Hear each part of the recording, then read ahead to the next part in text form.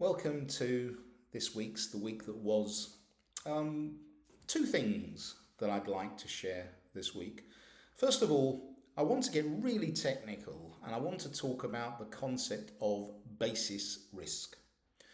One of the things I used to do was train internal auditors in how to audit trading operations in the City of London. And as part of this, I used to go through the key business risks that organisations run, and I would talk about credit risk and operational risk and market risk. And then I would go into the components of market risk, and one of the more technical components is something called basis risk. Well, this week we saw a very technical risk rear its head in a very real way that perhaps should provoke us to think a little bit more laterally. So what is basis risk? Basis risk is the risk that the association between adjacent markets fundamentally breaks down. Well, we saw that in the gold bullion market this week. The gold bullion market relies on gold being shipped around the world into different depositories in London, in Joburg, in New York, in a way which is frictionless. And the assumption when you value gold bullion is that that fact will always remain the case. Well, guess what?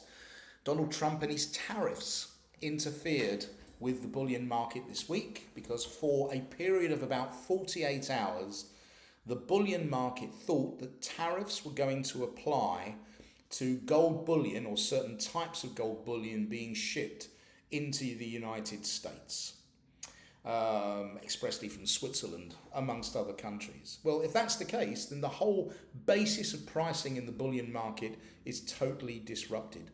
Nobody ever assumed that tariffs could apply to this type of market. Well, since then, it's been clarified, and President Trump has clarified that bullion will not be tariffed, at least at the moment.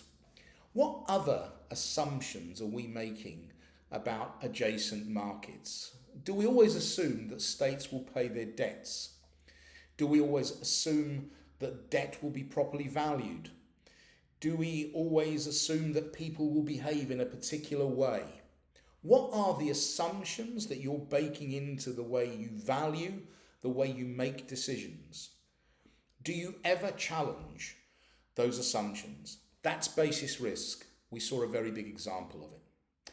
The other thing I want to share is this week saw the publication of a report by Audit Board, a report that was co-authored by myself and the very eminent Richard Chambers. So it was an absolute privilege to be invited to contribute. This report looks at the state of culture in the UK, in the US, and in Germany. Let me run through some of its big conclusions. Number one, there isn't clear ownership for culture in large corporations. Number two, the metrics that are used to measure culture are frequently lagging metrics. In other words, they tell you what's already gone wrong. They don't tell you what's about to go wrong. The way culture is managed, measured, assessed is done in a highly siloed fashion. In other words, your risk management function is not talking to compliance, is not talking to internal audit, is not talking to the board. There are substantial gaps in understanding behavioural science. So these are some of the problems that came out of this survey. So there are 6 recommendations. I will share a link to the report in the email and my LinkedIn profile, but I would encourage everyone to read it. As you know, I believe the best laid plans are frequently destroyed where the risk of inappropriate culture is not properly managed. Thank you very much for listening to me. Talk next week.